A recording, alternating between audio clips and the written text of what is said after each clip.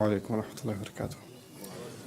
الحمد لله رب العالمين والصلاة والسلام على سيد الأنبياء والمرسلين وعلى آله وصحبه أجمعين. أما بعد فأعوذ بالله من الشيطان الرجيم. بسم الله الرحمن الرحيم. الحاقة ما الحاقة وما أدراك ما الحاقة. رب اشرح لي صدري ويسر لي أمري واحلل عقدة من لساني يفقه قولي آمين يا رب العالمين. আল্লাহ আজ্জা জাল্লা সূরাতুল হাক্কায় সূরাটি শুরু করেন খুবই অদ্ভুত এক প্রশ্ন দিয়ে। বস্তুত এটি একটি বিবৃতি। প্রথম আয়াত শুধু একটি শব্দ আল হাক্কা, যার কয়েকটি অর্থ আছে, কিন্তু খুব সহজে অর্থটাকে এভাবে ভাবতে পারেন রিয়েলিটি বা বাস্তবতা। মাল হাক্কা, বাস্তবতা কি? ওয়ামা আদরাকা মাল হাক্কা, আর কিসে তোমাকে জানাবে যে বাস্তবতা কি জিনিস? সেই প্রশ্নটি করার উদ্দেশ্য হলো, আল্লাহ এই সূরাতে দাবি করেছেন যে অধিকাংশ মানুষ বাস্তবতায় বাস করে না। অধিকাংশ মানুষ তাদের নিজস্ব ভার্সন নিয়ে উপস্থিত হয়, কোনটা বাস্তব এবং কোনটা গুরুত্বপূর্ণ, আর সেটাই ঠিক করে দেয় তাদের যাপিত জীবনটি কেমন হবে। তাই আল্লাহ এই সূরায় প্রত্যেকটি মানুষকে চ্যালেঞ্জ জানাচ্ছেন তারা যেন একটু পেছনে সরে গিয়ে আবারও বাস্তবতা নিয়ে একটু চিন্তা করে। আমরা সকালে জেগে উঠি, নিজেদের চেতনা পুনরায় ফিরে পাই, তৎক্ষণাৎ খুবই বাস্তব কিছু কাজ আমাদের সামনে পড়ে। আছে চাকরি, আছে পরিবার, আছে দায়-দায়িত্ব, এখন আরও আছে সেহরি। এভাবে বিভিন্ন কাজকর্মে আমরা প্রত্যহ জড়িয়ে পড়ি। দৈনন্দিন কাজকর্ম, এক কাজ শেষ হলে আরেকটা, এরপর আরেকটা। বারবার ঘড়ির দিকে তাকান, যেন সময়ের হিসেবটা রাখতে পারেন, যেন দিনের বেলা আপনার যে বাস্তব এবং গুরুত্বপূর্ণ কাজগুলো আছে তা শেষ করতে পারেন। আমরা এসব খুঁটিনাটি দৈনন্দিন কাজে এত বেশি জড়িয়ে পড়ি যে একটু থেমে বড় চিত্রটার দিকে আর দৃষ্টি প্রদান করি না।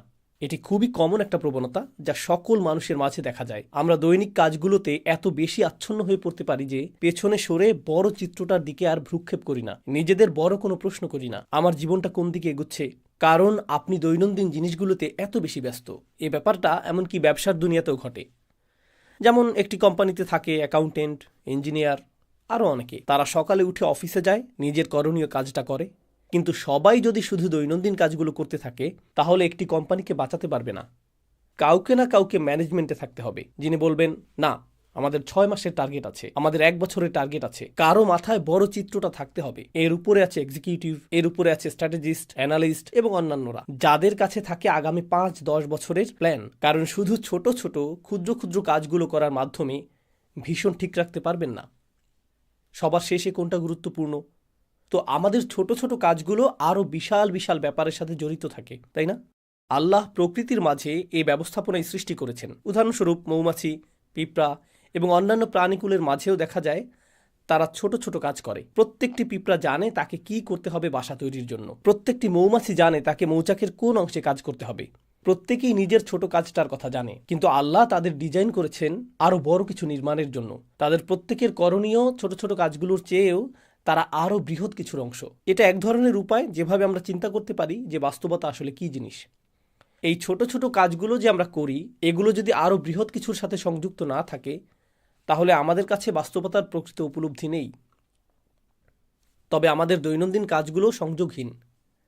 তাই আল্লাহ এই সূরাতে কি করলেন? তিনি বিভিন্ন উপায়ে বাস্তবতার প্রশ্নটাকে বিশ্লেষণ করলেন। আমি এখন যা করব এই 20 মিনিটের কম সময়ে ওই চিত্রগুলোর একটি আপনাদের সাথে শেয়ার করব। যখন আমাদের জীবনের এই সমস্ত ছোট ছোট মুহূর্তগুলোর সমাপ্তি আসবে অতি সত্বর, অথবা পরে এক সময় আমরা মাটির নিচে চলে যাব, এরপর চরম সত্য ঘটনা, চূড়ান্ত বাস্তবতা আরম্ভ হবে। সেই বাস্তবতায় সব কিছু উল্টে যাবে।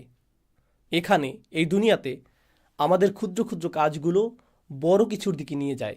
এভাবেই এই দুনিয়া কাজ করে। আপনি ছোট ছোট কাজ করেন, এমনকি যদি বিশাল কোনো দালান নির্মাণ করতে চান আপনাকে ফাউন্ডেশন দিয়ে শুরু করতে হবে। একটি একটি করে ইট গাঁথতে হবে, একটি করে কাঠের টুকরা, একটি করে পেরেক, অবশেষে তা বড় কিছুতে পরিণত হবে। কিন্তু শেষ বিচারের দিন সব কিছু উল্টে যাবে। প্রথমে বড় কিছু ঘটবে যা ছোট কিছুর দিকে নিয়ে যাবে। এই চিত্রটাই আল্লাহ তুলে ধরেছেন এবং কিভাবে সেদিন প্রকৃত বাস্তবতা অভ্যুদয় হবে। তো আজকের খুতবায় আমি আপনাদের জন্য সংক্ষেপে সেই চিত্রটি আঁকার চেষ্টা করব। সাধারণত খুতবায় আমি একটি বা দুটি আয়াতের উপর ফোকাস করি, কিন্তু ইনশাআল্লাহ কতগুলো আয়াতের সমষ্টির দিকে একত্রে দৃষ্টি দিব। আমরা আল্লাহর অঙ্কিত চিত্রটি বোঝার চেষ্টা করব, ওই চূড়ান্ত বাস্তবতার চিত্রটি। দোয়া করছি আল্লাহ তাআলা আমাদের সবাইকে সেদিনে সফলতা দান করুন।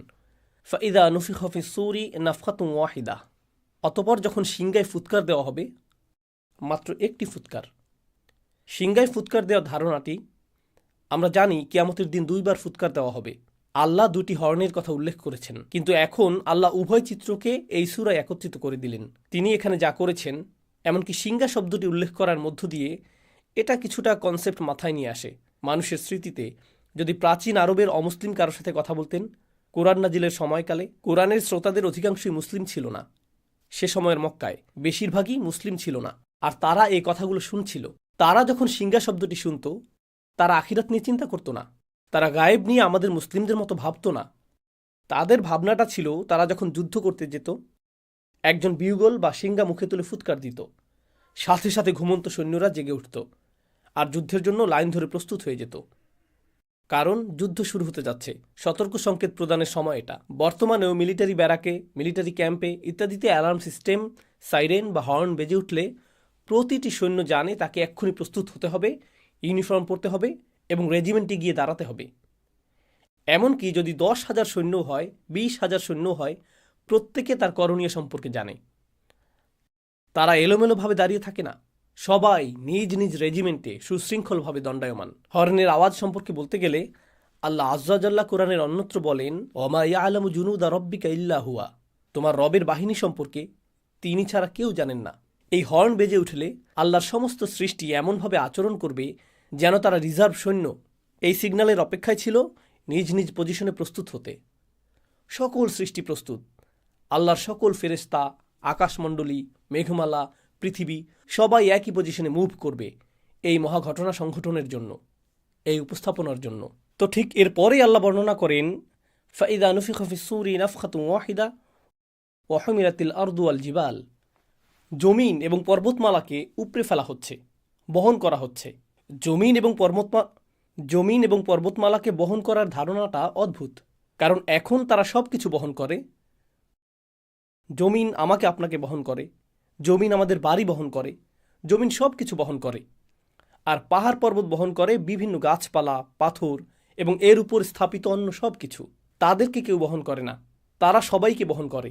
আল্লাহ ইতোমধ্যেই এমন একটি দৃশ্য বর্ণনা করেছেন যেখানে আমরা যা কিছুকে বাস্তব ভাবতাম তাকে উল্টে ফেলা হচ্ছে, বিপরীত দিক থেকে উল্টো করে ফেলা হচ্ছে। তো জমিনকে উত্তোলন করা হবে, বহন করা হবে, এর সাথে পর্বতগুলোকেও বহন করা হবে। এটা আরও ইঙ্গিত করে যে আমরা যাকে মনে করতাম এটা সব সময় নিজ স্থানে বর্তমান থাকবে, আমরা যাকে ভাবতাম এর ওজন আছে, দেখা যাচ্ছে এরাই ওজন হারিয়ে ফেলেছে, এদেরকেই তুলে নিয়ে যাওয়া হচ্ছে। ফাদুক্কাতান দাক্কাতাম ওয়াহিদা, আর একই আঘাতে তাদেরকে চূর্ণ বিচূর্ণ করা হবে, ফলে এরা সমান হয়ে যাবে। ধরুন হাতের মধ্যে নরম ভেজা ডো নিলেন, এরপরে সজোরে নিক্ষেপ করলেন, তখন এটা সমান হয়ে যায়। এই ধারণাটাই আল্লাহ বর্ণনা করেছেন যে সমগ্র পৃথিবীর অবস্থা এরকম হবে। তো পৃথিবীর উঁচু নিচু সব হারিয়ে যাবে। কুরআনের অন্যত্র আল্লাহ এভাবে বর্ণনা করেছেন, ওয়াইদাল আরদু মুদ্দাত, যখন পৃথিবীকে টেনে সমান করে ফেলা হবে।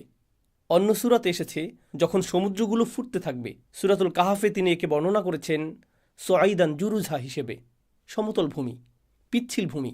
আর এখানে তিনি বলছেন এটাকে সজোরে নিক্ষেপ করে সমান করে ফেলা হবে। এখন কোনো কিছুকে সমান করে ফেলার অর্থ হলো একটি মাঠ তৈরি করা হচ্ছে। সমগ্র পৃথিবীকে কেন সমতল ভূমিতে পরিণত করে ফেলা হচ্ছে? আয়াতগুলো অগ্রসর হতে থাকলে আমরা দেখব যে একটি দৃশ্য উন্মোচিত হচ্ছে। তিনি বলেন, ফায়াউমা ইদিন ওয়াকাতিল ওয়াকিয়াহ, ওই দিন আসল ঘটনা সংঘটিত হবে। তিনি ইতোমধ্যেই বলেছেন আল হাক্কাহ, আর এখন বলছেন আল ওয়াকিয়াহ। আল ওয়াকিয়াহ দারুণ আকর্ষণীয় একটা শব্দ, কারণ এটি এসেছে ওয়াকি থেকে। ওয়াকি অর্থ ভারী ওজন। তো আল্লাহ বলছেন সেদিন ভারী ওজনের পতন ঘটানো হবে। এটি অদৃশ্য জগৎ থেকে চূড়ান্ত বাস্তবতা পতিত হওয়ার বা ঘটার এক অভিব্যক্তি। কারণ সত্য সবসময় ওজনদার হয়, সত্য গুরুতর, সত্যের সারবত্তা আছে, আর মিথ্যা হয় ওজনহীন, ফাঁকা। তো আল্লাহ বলছেন তখন ওজনদার সত্য ড্রপ করা হবে, অর্থাৎ তখন চূড়ান্ত বাস্তবতার অভ্যুদয় হবে। অতপর ওয়ানশাক্কাতিস সামা, এতক্ষণ যা বলেছি তা পৃথিবীতে ঘটতে থাকবে। সমগ্র পৃথিবীকে সমতল ভূমিতে পরিণত করা হবে। এরপর আল্লাহ বলেন ওয়ানশাক্কাতিস সামা, আকাশকে ছিঁড়ে খুলে ফেলা হবে। ইনশিকাক শব্দটি ব্যবহার করা হয় যখন একটি কাপড় নিয়ে মাঝখান থেকে ছিঁড়ে ফেলেন, মাঝখানটা এখন ছিঁড়া, একে বলা হয় ইনশিকাক। আল্লাহ এই শব্দটি ব্যবহার করেছেন আকাশের অবস্থা বর্ণনা করতে। ওয়ানশাক্কাতিস সামা, ফাহিয়া ইয়াউমা ইদিন ওয়াহিয়া, এরপর সেদিন এটা খুলে যেতে শুরু করবে। ওয়াল মালাকু আলা আরজালিহা, আকাশ যখন খুলে যেতে শুরু করবে, এই ফাটলটা যখন আবির্ভূত হবে, আল্লাহ বলছেন তখন ফেরেশতারা, সম্ভবত জিবরিল আলাইহিসসালাম দিয়ে শুরু হবে, কারণ এক বচন ব্যবহার করা হয়েছে, কিন্তু এটা ইসমু জিন্স, যা সবাইকে অন্তর্ভুক্ত করে। যাই হোক, ফেরেশতারা আকাশের ওই উন্মুক্ত অংশে লাইন ধরে থাকবেন। আমি চাই আপনারা গুরুত্ব দিয়ে বুঝুন এখানে কি ঘটছে। প্রাচীন যুগে যখন সেনাবাহিনী কোনো শহর জয় করতে যেত, দেখা যেত যে প্রাচীন শহরগুলোর চারপাশে বিশালাকার দেওয়াল তুলে প্রতিরক্ষা ব্যবস্থা করা হতো। তাদের থাকতো প্রকাণ্ড গেট, তারা গেটগুলো অত্যন্ত মজবুতভাবে নির্মাণ করত, কারণ শত্রুরা তো আর দেওয়াল ভেদ করে আসতে পারবে না, তাদেরকে আসতে হবে গেট ভেঙে। যদি গেট ভেঙে ফেলা হয়, গেট যদি খুলে ফেলা হয়, তার মানে শত্রুপক্ষ শহর জয় করে ফেলেছে। শহরের পতন হয়ে গেলে আগত বাহিনী তথা আক্রমণকারী বাহিনী গেইটের পাশে লাইন ধরে দাঁড়িয়ে যায়, সেনাপতিকে স্বাগত জানানোর জন্য বা বিজয়ী রাজাকে স্বাগত জানানোর জন্য, বিজয় উদযাপনের জন্য প্রস্তুতি নেওয়া হচ্ছে, তাই না? আয়াতগুলোর ভাষাতে ঠিক এরকম একটি চিত্র তুলে ধরা হচ্ছে। শুরুতে জমিনকে সমতল করা হচ্ছে, এরপর আকাশকে ছিঁড়ে খুলে ফেলা হচ্ছে। আচ্ছা, আকাশ ছিঁড়ে খুলে ফেলা বলতে কি বোঝানো হচ্ছে? আপনাদের কেউ কেউ সায়েন্সের ছাত্র বা বাচ্চারা যারা সায়েন্স পড়ে জানে যে আকাশ তো খালি জায়গা, এটা তো ফাঁকা। ছিঁড়ে খুলে ফেলা বলতে কি বোঝাচ্ছেন? আল্লাহ এখানে যা বর্ণনা করছেন তা খুব সহজে ডাইমেনশন দিয়ে বুঝতে পারবেন। আমরা আছি দৃশ্যমান ডাইমেনশনে, যেখানে আমরা একে অপরকে দেখতে পাচ্ছি, আমরা ভাবছি এটাই বাস্তব। কিন্তু ঠিক এই মুহূর্তে আমাদের সাথে ফেরেশতারা আছেন। ঠিক এই মুহূর্তে কিরামান কাতিবিন, মর্যাদাবান ফেরেশতারা আমাদের সব কিছু লিখে রাখছেন একটি খাতায়। এটি এমনকি কালি দিয়ে লেখা হচ্ছে না, এটি কিতাবুম মারকুম, পেজগুলোতে সেলাই করা হচ্ছে। কারণ কালির ক্ষেত্রে যদি পানি পড়ে লেখাগুলো অস্পষ্ট হয়ে যেতে পারে, বা আঙুল দিয়ে ঘষা দিলেও দাগ পড়ে যেতে পারে। কিন্তু লেখা যদি সেলাই করা হয়, আমরা যাকে বলি এমব্রয়ডারি, আমাদের কাজগুলোকে পাতাগুলোতে এমব্রয়ডারি করে নথিভুক্ত করা হচ্ছে। কিতাবুম মারকুম, আরবিতে এর নাম রকম। এভাবেই রেকর্ড করা হচ্ছে। এটা ঠিক এখনই ঘটছে, কিন্তু আমরা তা দেখতে পাচ্ছি না, কারণ এটা ঘটছে একটি পর্দার ওপরে। এই পর্দার নাম হলো গাইব, গাইবের পর্দা। এজন্য গাইবের ধারণাটা কি ঘটবে বিচার দিবসে। ফাকাশাফনা আনকা গিতাআক, সূরা কাফে যেমন এসেছে। তিনি বলেছেন, আমি পর্দা সরিয়ে দিয়েছি, তোমার সামনে যে পর্দা ছিল তা আমি সরিয়ে দিয়েছি। অতএব এই মুহূর্তে চোখের সামনে একটি পর্দা আছে, যা আমাকে অদৃশ্য জগৎ দেখতে বাধা দিচ্ছে। ঠিক একইভাবে যখন কোনো ডাক্তারের কাছে যান, ওনারা যখন এক্স রে করেন, তারা এক্স রে মেশিনের ভেতর দিয়ে এমন কিছু দেখেন যা আপনি এই মুহূর্তে দেখতে পাচ্ছি না। একটি লেন্স থাকে, একটি ডিভাইস থাকে, যা অদৃশ্য পর্দা দূর করে দেয়। ফলে আপনি শরীরের ভেতরের জিনিসও দেখতে পাচ্ছেন, যা অন্যথায় দেখা সম্ভব ছিল না। একই ব্যাপার মিলিটারি প্রযুক্তিতেও দেখা যায়। তারা থার্মাল গগলস পরিধান করে, যেটা দিয়ে আপনি দেয়াল ভেদ করে দেখতে পাবেন যে অন্য পাশে কতজন লোক আছে, বা এরকম কিছু। তো ধারণাটা অনেকটা এরকম। আল্লাহ বলছেন, অদৃশ্যের পর্দা ছিঁড়ে খুলে ফেলা হচ্ছে। অদৃশ্যের ওপারে কি আছে? ফেরেশতারা, অদৃশ্য জগৎ। তারা তখন দৃশ্যমান জগতে প্রবেশ করতে থাকবেন। তখন প্রথমবারের মতো মানবজাতি ফেরেশতাদের দেখতে পাবে শেষ বিচারের দিন। আকাশ ছিঁড়ে যে গেটটি খুলে ফেলা হয়েছে, আল্লাহ বলছেন ফেরেশতারা ওই গেটের সকল পাশে লাইন ধরে উপস্থিত হবেন। ওয়াল মালাকু আলা আরজাইহা ওয়া ইয়াহমিলু আরশা রাব্বিকা ফাওকাহুম ইয়াওমা ইযিন সামানিয়া, এবং আরশ, আল্লাহর রাজ সিংহাসন, সেদিন বহন করা হবে 8 জন দিয়ে। এই 8 জন কারা, সে বিষয়টা আল্লাহ বর্ণনা করেননি, কিন্তু মুফাসসিরগণ বলেন ওনারা 8 জন বিশেষ ফেরেশতা, যারা আল্লাহর আরশ বহন করার দায়িত্বে নিয়োজিত। আল্লাহর আরশের একটি ভার্সন সেদিন বহন করে আনা হবে, শুধু মানুষকে দেখানোর জন্য যে রাজাধিরাজ আল্লাহ মানুষের বিচার শুরু করতে যাচ্ছেন। কারণ আগের যুগে এখানে প্রতীকের ব্যাপারটা গুরুত্বপূর্ণ। আগের যুগে গার্ডরা রাজাদের বহন করত এক ধরনের ছদ্ম সিংহাসনে, কারণ আসল সিংহাসনটা অন্য কোথাও আছে। এই বহনযোগ্য সিংহাসনটা আনা হয়েছে শুধু বিচার কার্য পরিচালনার জন্য। যদিও রাজার এখন আগমন ঘটেনি, কিন্তু সিংহাসন আনা হয়েছে।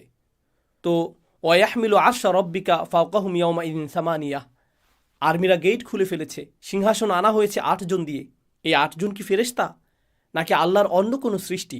আলী রাদিয়াল্লাহু তাআলা আনহু সহ অন্যরা বলতেন যে 8 জন বলতে কি 8 জন, নাকি 8,000, নাকি 8 লেজন বোঝানো হয়েছে। মা হিয়া হাদিহি সামান, আমরা জানি না এটা এই 8 কারা, এটা আল্লাহ আমাদের জানাননি। তো তিনি বলেন ইয়াউমা ইদিন ইউরাদুন, এত সব কিছু কেন ঘটছে? কেন সমগ্র ভূপৃষ্ঠকে সজোরে সমান করে ফেলা হচ্ছে? কেন আকাশ ছিঁড়ে খুলে ফেলা হচ্ছে? হঠাৎ করে কেন ফেরেশতারা সব উপস্থিত হচ্ছেন? কেন সিংহাসন আনা হচ্ছে? এই সমস্ত কিছু কেন ঘটছে? ইয়াউমাইদিন তুরাদুন, সেদিন তোমাদের সকলকে, তিনি আমাকে বলছেন, আপনাকে বলছেন, সেদিন তোমাদের সকলকে হাজির করা হবে। তুরাদুন লা তাখফা মিনকুম খাফিয়াহ, তোমাদের কোনো গোপনীয়তাই আজ আর গোপন থাকবে না। তো আপনারা লক্ষ্য করছেন বিশাল বিশাল ব্যাপার ঘটছে। এরপর হঠাৎ করে একেবারে ক্ষুদ্র বিষয়গুলো, যা সমগ্র দুনিয়ার কাছে গোপন ছিল, যা আমি আপনি ছাড়া কেউ জানতো না, যা আমি বলেছি, যা আমি করেছি, যে নিয়ত আমার ছিল, যদিও মানুষ আমার কাজ দেখেছে কিন্তু আমার নিয়ত দেখেনি, ওইটা গুপ্ত ছিল। এমনকি সবাই এখানে নামাজ পড়ার আগে সবাই সালাতুল জুমার জন্য বসে আছেন, কিন্তু আমাদের নিয়তগুলো হয়তো অভিন্ন নয়, কারো হয়তো ভিন্ন নিয়ত আছে। আপনি তা দেখতে পান না, আপনার পক্ষে তা দেখা সম্ভব নয়, এটা গোপন।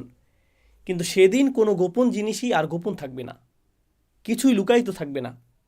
কিছু সাহাবা এই আয়াত সম্পর্কে বলেছেন, কারণ সেদিন মানুষের পরনে কোনো কাপড় থাকবে না, কেউ কোনো পরোয়া করবে না। আল্লাহ শুধু মানুষের আমলগুলো উন্মুক্ত করবেন না, আল্লাহ তাদের নিজেদেরকে উন্মুক্ত করে দিবেন। তো লা তাখফা মিনকুম খাফিয়া, এখন ব্যাপারটা এমন যেন এই বিশাল ঘটনা, আকাশ এবং সমগ্র পৃথিবীকে নতুন করে সাজানো হয়েছে, নতুনভাবে ইঞ্জিনিয়ারিং করা হয়েছে। এই সমস্ত কিছুর উদ্দেশ্য হলো আমি এবং আপনি। এই সমস্ত কিছুর উদ্দেশ্য হলো যেন আমি আপনি আল্লাহর সামনে দণ্ডায়মান হই এবং বিচারের সম্মুখীন হই। এই সমস্ত কিছু হলো ঘটনার পূর্ব প্রস্তুতি। এখন প্রশ্ন উঠে, আল্লাহ আজ্জাওয়াজাল্লাহ হলেন আল হাকিম, তিনি সকল প্রজ্ঞার মালিক। আর আল্লাহ আজ্জাওয়াজাল্লাহ ইন্নামা আমরুহু ইদা আরাদা শাইআন আইয়াকুল লাহু কুন ফায়াকুন, আল্লাহ শুধু বলেন হও আর এটা হয়ে যায়। তো কেউ মারা যাওয়ার সাথে সাথে আল্লাহ বলতে পারতেন অমুককে জাহান্নামে ফেলো, অমুককে জান্নাতে রাখো। তিনি তৎক্ষণাৎ সিদ্ধান্ত নিতে পারতেন। তার তো এই মহা আয়োজনের দরকার নেই। তাকে তো আকাশ খুলতে হবে না, ফেরেশতাদের প্রদর্শন করতে হবে না, এরপর সিংহাসন আনতে হবে না, এরপর আমাদের সমস্ত আমলগুলো গণনা করতে হবে না, আল্লাহকে তো ভালো মন্দ গুনতে হবে না। তিনি তো সব ইতিমধ্যেই জানেন। আল্লাহর কাছে আছে সব কিছুর ক্যালকুলেশন, আছে সব কিছুর হিসাব। আল্লাহর চেয়ে কার কাছে উত্তম হিসাব আছে? তাহলে আমাদের সম্মুখে আল্লাহর এই বিশাল দৃশ্যের অবতারণা করার উদ্দেশ্য কি? ব্যাপারটা আসলে ন্যায় বিচারের ধারণার সাথে সম্পর্কযুক্ত। এই দুনিয়াতে মানুষ যে বিষয়গুলো চায় তার মধ্যে একটি হলো ন্যায় বিচার।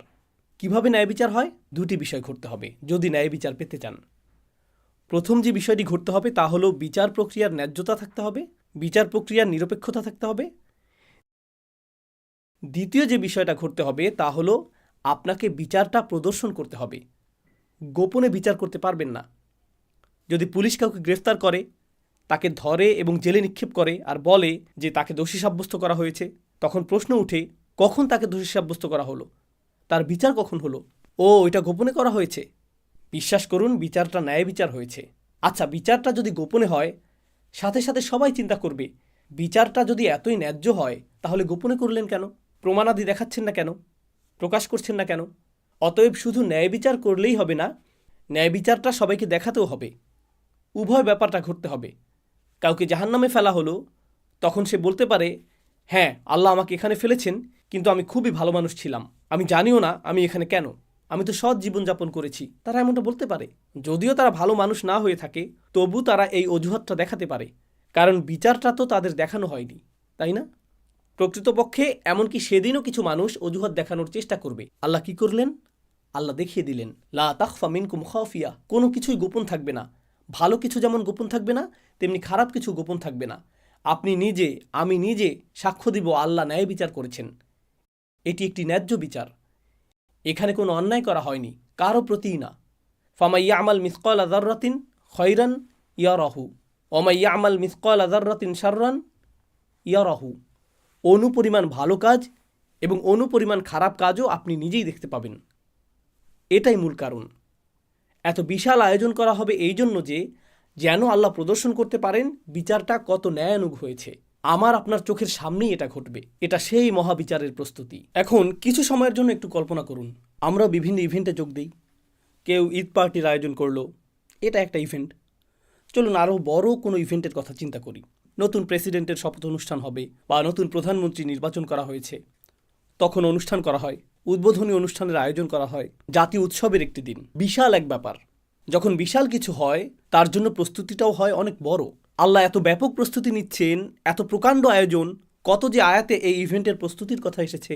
সিংহার আওয়াজ থেকে শুরু করে আকাশ ছিঁড়ে ফেলা, ফেরেশতাদের সারিবদ্ধ হয়ে দাঁড়িয়ে যাওয়া, সিংহাসনের আগমন, এই যে এত বিশাল আয়োজন আমার কৃতকর্মগুলো হিসেবের জন্য, আপনার কৃতকর্মগুলো হিসেবের জন্য। আল্লাহর কাছে আমাদের কর্মগুলো এতটাই গুরুত্বপূর্ণ, অথচ আমরা মনে করি আমাদের কৃতকর্মগুলো ছোটোখাটো বিষয়। মনে আছে আমি যে শুরুতে বলেছিলাম, এই জগতে ক্ষুদ্র ক্ষুদ্র বিষয়গুলো বড় কিছুর দিকে নিয়ে যায়। আর বিচার দিবসে কি হবে? সেদিন বিশাল বিশাল ব্যাপারগুলো ঘটবে আমার আপনার একেবারে ক্ষুদ্র ক্ষুদ্র আমলগুলোর হিসাব নিকাশের জন্য।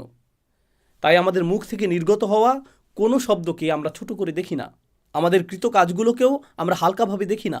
এটাই মূল কারণ। অতপর তিনি সুবহানাহু ওয়া তাআলা বলেন, ফাআম্মা মান উতিয়া কিতাবাহু বিয়ামিনিহি ফায়াকুলু হাউম ইকরাউ কিতাবিয়াহ। মাত্র 2 মিনিট বাকি আছে, তাই সংক্ষেপে তুলে ধরব। আপনারা নিজে নিজে পড়ুন, ইনশাআল্লাহ এর থেকে উপকৃত হবেন। তিনি বলেন, আর যার আমলনামা তার ডান হাতে দেওয়া হবে, যে কেউ যাকে তার আমলনামা ডান হাতে দেওয়া হবে, আল্লাহ আমাদের সবাইকে তাদের অন্তর্ভুক্ত করুন। তো কেউ যখন তার ডান হাতে নিজ কৃতকর্মের খাতাটি পাবে, আল্লাহ বর্ণনা করেন, হা উম মানে এদিকে আসো এবং গ্রহণ করো। হা উমের একটি অর্থ হলো এখানে আসো এবং নাও। আপনারা বিচার দিবসের বর্ণনা আগেও শুনেছেন। সেদিন কেউ কারো কোনো খবর রাখবে না। ইয়াউমা তারাউনাহা তাযহালু কুল্লু মুরদিআতিন আম্মা আরদাআত। এমনকি মা যিনি তার বাচ্চাকে দুধ খাওয়াচ্ছেন, জাস্ট তাকে ফেলে দিবে, জাস্ট তাকে কোল থেকে ফেলে দিবেন। এতটা ভয়ঙ্কর বিচার দিনের বর্ণনা। ইয়াফিরুল মারউ মিন আখিহি ওয়া উম্মিহি ওয়া আবিহি ওয়া সাহিবাতিহি ওয়া বানিহি ওয়া সাহিবাতিল্লাতী তুইহি। আপনি আপনার মা থেকে পালাবেন, বাবা থেকে পালাবেন, ভাই থেকে, স্বামী স্ত্রী থেকে, আপনি আপনার সমগ্র গ্রামবাসী থেকে পালাবেন, পরিচিত সকল মানুষ থেকে। তাদের দেখলেই উল্টো দিকে পালিয়ে যাবেন, কারো ব্যাপারে কোনো পরোয়া করবেন না। বস্তুত লাউ ইয়াফতাদি মিন আযাবি ইয়াউমা ইযিম বিবানিহ। এই আয়াতের কয়েকটি আয়াত পরে আল্লাহ বলেন, ওমান ফিল আরদি জামিআ সুম্মা তুনজিহি। সেদিন মানুষ বলবে, ইয়া আল্লাহ, দরকার হলে অন্য সমস্ত মানুষ, আদম আলাইহিস সালাম হতে শুরু করে শেষ পর্যন্ত যত মানুষ আছে সবাইকে জাহান্নামে ফেলেন, কিন্তু আমাকে বাঁচান। এটাই সেদিন তারা বলবে, ওমান ফিল আরদি জামিআন সুম্মা ইনজিহ। সেই দিনে কিছু মানুষ ডান হাতে তাদের আমলনামা পাবে। এতে তারা যে কতটা খুশি হবে, তারাই একমাত্র গ্রুপ যারা শুধু নিজেদের জন্য খুশি হবে না, তারা ঘুরে ঘুরে নিজের আমলনামা বন্ধুদের দেখাবে, পরিবার পরিজনকে দেখাবে। আসুন দেখুন, দেখুন আমার ভালো ভালো আমলগুলো দেখুন, দেখুন আল্লাহ আমার সব নেক আমলগুলো লিখে রেখেছেন। প্রশ্ন হলো, জানি বেশি সময় নিয়ে নিচ্ছি, শুধু আর অল্প কয়েক মিনিট নিব। দোয়া করছি আমরা যেন আমাদের আমলনামা ডান হাতে পাই। এমনকি যদিও আমার আমলনামা ডান হাতে পাই, এতে তো শুধু ভালো কাজগুলো লিপিবদ্ধ থাকবে না। আমি তো আর ফেরেশতা না, আমার জীবনে ভুল ত্রুটি আছে, এমন সব কাজ করেছি যা নিয়ে আমি লজ্জিত, ওই কাজগুলোও তো লেখা আছে। যখন এরকম ভালো এবং খারাপ উভয় ধরনের কাজগুলো লিপিবদ্ধ থাকবে সমগ্র জীবনের, কাউকে কি আমি দেখাতে চাইব? সে তখন পৃষ্ঠা উল্টিয়ে বলবে, আরে এটা কি, তুমি এই জঘন্য কাজটাও করেছো? তাহলে লোকটা নিজের আমলনামা অন্যদের কেন খুশি মনে দেখাতে চাইবে? যদিও খাতাটাতে নেক আমলগুলো লেখা আছে, কিন্তু আরও আছে খারাপ কাজগুলো। ব্যাপারটা আসলে কোরআনে বর্ণিত মাগফিরাতের ধারণার সাথে সম্পৃক্ত। যদিও খারাপ কাজগুলো মুছে দেওয়া হয়নি, খারাপ কাজগুলো আসলে ঢেকে দেওয়া হয়েছে, আচ্ছাদিত করা হয়েছে। আপনি বুঝতে পারবেন, আগের দিনে বাচ্চারা কলম দিয়ে কিছু লিখত, লেখাটা ভুল হলে তারা সাদা রং দিয়ে ঢেকে দিত, এর উপর আবার লিখত। লেখাটা দেখে বোঝা যেত এখানে কিছু একটা ঢেকে দেওয়া হয়েছে। ব্যাপারটা ঠিক এরকম। আপনি বুঝতে পারবেন আমার কিছু কিছু কর্ম ঢেকে দেওয়া হয়েছে। আপনি তখন খুশিতে নেচে উঠবেন, আমি যে কত ভুল করেছি, আর আল্লাহ আমার অগণিত ভুলগুলো সাদা রং দিয়ে ঢেকে দিয়েছেন, আর ভালো ভালো আমল দিয়ে তা পরিবর্তন করে দিয়েছেন। দেখুন আল্লাহ আমাকে কতটা মায়া করেন, আল্লাহ আমাকে কত শতবার ক্ষমা করেছেন, আল্লাহ কতটা দয়াবান। আবার এমন কিছু আমল থাকবে, কাজটা আপনার কাছে খুবই ক্ষুদ্র মনে হয়েছিল, খুবই সামান্য সাদাকা, নগণ্য কাজ। একজনকে সামান্য সাহায্য করেছিলেন, কারো দিকে তাকিয়ে মুচকি হেসেছিলেন, রাস্তায় কারো প্রতি দয়া দেখিয়েছিলেন, কারো সাথে শুধু সুন্দর কথা বলেছিলেন, সামান্য কিছু। আপনি এ নিয়ে চিন্তাও করেননি। নিজের আমলনামা খুলে দেখেন ছোট্ট কাজটা বিশাল এক অধ্যায়ে পরিণত হয়ে গেছে। অসামান্য মূল্য, এটার পর্বত সম মূল্য। ইয়া আল্লাহ, কিভাবে এটা এত গুণে বৃদ্ধি করে দিলেন, কিভাবে ছোট্ট আমলটাকে প্রকাণ্ড আমলে পরিণত করে দিলেন। নিজের খাতাটা দেখে আপনার তখন খুশির শেষ নেই। আপনি তখন চারিদিকে ঘুরে ঘুরে, কোরআনের অন্যত্র যেমন এসেছে, ওয়ায়ানকালিব ইলা আহলিহি মাসরুরা, সে তার স্বজনদের কাছে সানন্দে ফিরে যাবে। এটাই বিচার দিনের একটি চিত্র।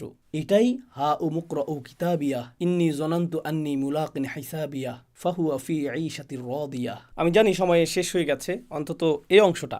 ডান পাশের মানুষেরা, ওনাদের নিয়ে আমি দ্রুত কয়েকটি কথা শেয়ার করতে চাই। সে বলবে, আমি নিশ্চিত জানতাম যে আমাকে আবার হিসাবের সম্মুখীন হতে হবে। হিসাব শব্দটি, হিসাবিয়ার অনুবাদ হলো অডিট। অডিট মানে প্রতিটি আইটেম সম্পর্কে জিজ্ঞেস করা হবে। এটা কি? এখানে কি করেছো তুমি? এখানে রাত 2টায় কি করছিলে? অমুক দিন কি করেছো? শুক্রবার রাতে কি করেছো? এখানে কি হচ্ছে? প্রতিটি আইটেম। আমি ভীষণ ভয়ে ছিলাম আল্লাহ আমাকে প্রতিটি বিষয় নিয়ে জিজ্ঞেস করবেন। এখন যেহেতু আমি আমার খাতাটা দেখতে পাচ্ছি, আমি দেখতে পাচ্ছি আল্লাহ আমার প্রতি সদয় আচরণ করেছেন, আল্লাহ আমার হিসাব সহজ করেছেন। তো এখন সে বলছে, খাতাটা হাতে পাওয়ার পর সে দেখতে পাচ্ছে আল্লাহ কতটা সহজ করেছেন। আল্লাহ যার বর্ণনা দিয়েছেন, ফাসাউফা ইউহাসিবু হিসাবান ইয়াসীরা, আল্লাহ অত্যন্ত সহজভাবেই তার হিসাব নিকাশ করবেন। এখন সে আল্লাহর দিকে ফিরে বলছে, আমি যে কতটা আতঙ্কিত ছিলাম এই ভয়ে যে আমি অতিশয় কঠিন এক হিসাবের সম্মুখীন হব। ফাহুয়া ফি ঈশাতিন রাদিয়া। এরপর আল্লাহ বলেন, সে এমন এক জীবন অতিবাহিত করবে যেখানে প্রত্যেকটি জিনিস, একদম সব কিছু তাকে আনন্দিত করবে। সব কিছু এমন হবে, জানেন তো, অনেক সময় ছুটি কাটাতে সবচেয়ে সেরা কোথাও গেলেন, সেখানেও কিছু একটাতে সমস্যা থাকবে। সবচেয়ে সেরা জামাটা পরলেন, সর্বোত্তম খাবার আহার করলেন, সুন্দরতম হোটেল, সুন্দরতম দৃশ্য, হোটেলের সেরা রুমটা পেলেন, সব কিছু পারফেক্ট। তবুও ভেতরে কিছুটা হতাশা অনুভব করছেন। কোনো চিন্তা, কোনো সমস্যা, কোনো একটা বাজে স্মৃতি, কিছু একটা আপনার মাথায়, খাবারটা আসলে এতটা সুস্বাদু লাগছে না। কারণ কিছু একটা এখনও অনুপস্থিত। কারণ সম্পূর্ণরূপে সন্তুষ্ট হওয়া, পুরোপুরি সুখী হওয়া, এটাকে প্রায় অসম্ভব মনে হয় মানুষের জন্য। সম্পূর্ণরূপে, পুরোপুরি, সকল দিক থেকে সুখী হওয়া অসম্ভব। সব সময় কিছু না কিছু থাকবেই যা এই সুখটাকে হ্রাস করে দিবে, অল্প পরিমাণে, কিছুটা ক্ষুদ্রাকারে। লাকাদ খলাকনাল ইনসানা ফি কাবাদ। আল্লাহ জান্নাতের জীবনটাকে যে কতটা মুবালাগা সহকারে বর্ণনা করেছেন, কতটা অতিরঞ্জন সহকারে বর্ণনা করেছেন। তিনি বলেননি মানুষটা সুখী হবে, বরং তিনি বলেছেন জীবনটা নিজেই তৃপ্তিকর হবে। তিনি বলেননি ফাহুয়া রাদিন ফি ঈশাতিল জান্নাহ, সে জান্নাতের জীবনে পরিতৃপ্ত হবে, বরং তিনি বলেছেন ফাহুয়া ফি ঈশাতিন রাদিয়াহ, যা খুবই অদ্ভুত ইস্তিআরাহ, যা ইঙ্গিত করছে জান্নাতের প্রতিটি অংশ, জান্নাতের প্রতিটি অভিজ্ঞতা আপনাকে একেবারে সম্পূর্ণরূপে পরিতৃপ্ত করে দিবে, সম্পূর্ণরূপে সুখী করে দিবে, প্রতিবার শতভাগ তৃপ্তি এনে দিবে। ধরুন কাউকে একটু উপহার দিলেন, সে অতি কষ্টে একটু হাসি দিয়ে বলবে থ্যাংক ইউ। কি, পছন্দ হয়নি? জি হয়েছে, আমি আসলে অনেক চাপে আছি। আপনি তখন, কী লাভ হলো, তোমাকে উপহার দিলাম আর তুমি এখনও মুখ কালো করে আছো, তোমাকে খুশি করা অসম্ভব, এই জীবনে এটা সম্ভব না। আপনি সম্পূর্ণরূপে পরিতুষ্ট হতে পারবেন না। ফাহুয়া ফি ঈশাতিন রাদিয়া ফি জান্নাতিন আলিয়া কুতুফুহা দানিয়া। প্রতিজ্ঞা করছি এটাই শেষ কথা। মহান আল্লাহ বলেন, তারা সুউচ্চ উদ্যানে অবস্থান করবে, তারা একটি সুউচ্চ উদ্যানে অবস্থান করবে। কোরআনের অন্যত্রও আল্লাহ উদ্যানের কথা বলেছেন, কিন্তু এখানে তিনি শুধুমাত্র উদ্যানের কথা বলছেন না, তিনি এটাকে বলছেন সুউচ্চ উদ্যান। বিষয়টা কৌতূহল জাগ্রতকারী, কারণ আলিয়াহ শব্দটি আক্ষরিক এবং রূপক উভয় অর্থেই ব্যবহৃত হতে পারে। এর মানে কি?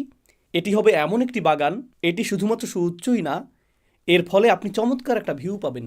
এটি হলো একটি আর্থ।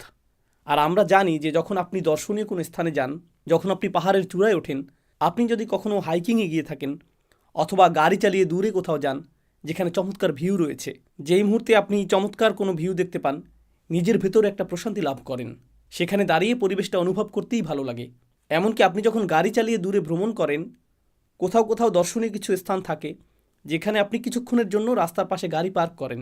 যদিও আপনার তাড়া থাকে, কিন্তু আপনি বলেন শুধু এক মিনিট, এক মুহূর্তের জন্য দৃশ্যটা দেখে নেই, এক মুহূর্তের জন্য দৃশ্যটা দেখে নেই।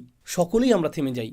আর আপনি যখন উঁচু কোনো স্থানে অবস্থান করেন, তখন কিছুটা সাকিনাহ অনুভব করেন। আল্লাহ বলছেন জান্নাতিন আলিয়া। প্রত্যেকবার যখন আপনি বাইরে তাকান, আপনার হৃদয়ে প্রশান্তি যুক্ত হতে থাকে, স্বস্তি যুক্ত হতে থাকে। এর দ্বারা এটাও বোঝায় যে জান্নাতে যত দূর দেখা যাবে সবই হবে আপনার, আপনি এর চূড়ায় থাকবেন। আর যত দূর দেখা যাবে সব দিক থেকে এটা হবে আপনার রাজত্ব। ফাহুয়া ফি জান্নাতিন আলিয়া। তবে এর আরও অর্থ রয়েছে। এটা এমন উদ্যান যা হবে অত্যন্ত অভিজাত। আপনারা হয়তো এরকম কথা শুনেছেন, এরা উঁচু স্তরের মানুষ, এদের অবস্থান অনেক উঁচুতে, এরা উঁচু সমাজের মানুষ। আপনি যদি সমাজের উঁচু স্তরে অবস্থান না করেন, তারপরেও যদি উঁচু স্তরের কোনো বিবাহ বা অনুষ্ঠানের নিমন্ত্রণ পান, আপনি সেখানে প্রবেশ করেন আর ভাবেন, ওয়াও, এই স্থানটি কল্পনাতুল্য, জানি না এর জন্য উপযুক্ত পোশাক পরেছি কিনা। আমার তুলনায় স্থানটি অনেক বেশি জাঁকজমকপূর্ণ।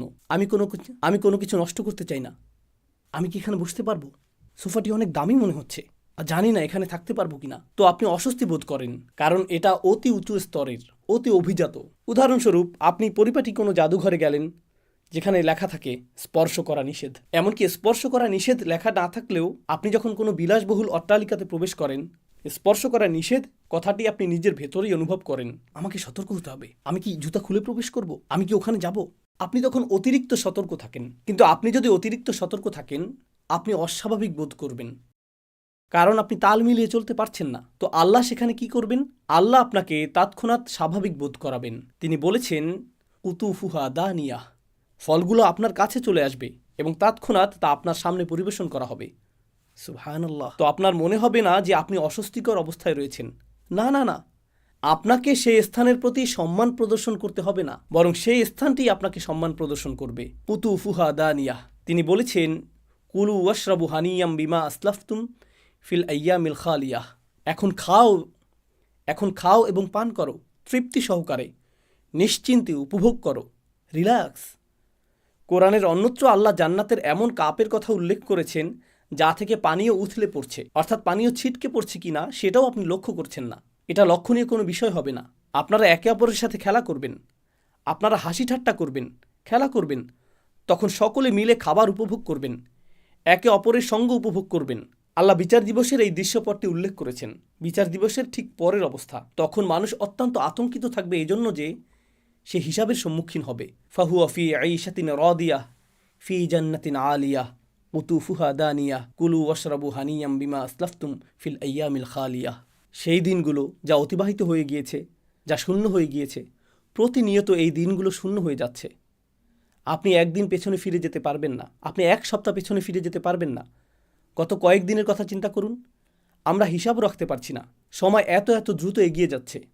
তো এই দিনগুলো হবে এরকম, আপনি পেছনে ফিরে তাকাবেন আর জীবনকে মনে হবে এটা যেন একটা বোতল যা দ্রুত শূন্য করা হয়েছে। আল্লাহ এই ধারণাটিকেই এখানে বর্ণনা করেছেন। এর উদ্দেশ্য হলো যাতে আপনি এবং আমি উপলব্ধি করতে পারি যে এই পৃথিবীতে আমাদের হাতে যে কয়েকদিন সময় রয়েছে, আসুন এর সর্বোত্তম ব্যবহার করি, যাতে আমার আমলনামাটি এমন কৃতকর্ম দিয়ে পরিপূর্ণ করতে পারি যার ফলে আমরা তা উন্মুক্ত করে অন্য একজনকে দেখাতে পারবো যে দেখো আমি কত চমৎকার কাজ করেছি, আর আল্লাহ আমার প্রতি অসম্ভব করুণা করেছেন। আল্লাহ আজ্জাজাল্লাহ আমাদের সকলকে ডান দিকের অধিবাসীদের অন্তর্ভুক্ত করুন, যারা ডান হাতে আমলনামা গ্রহণ করবেন। আর মহান আল্লাহ আমাদেরকে মিলিত করুন তার জান্নাতে, চমৎকার সুউচ্চ সেই উদ্যানে। বারাকাল্লাহু লি ওয়া লাকুম ফিল কুরআনিল হাকিম ওয়া নাফা'নি ওয়া ইয়্যাকুম বিল আয়াতি ওয়া যিকরিল হাকিম।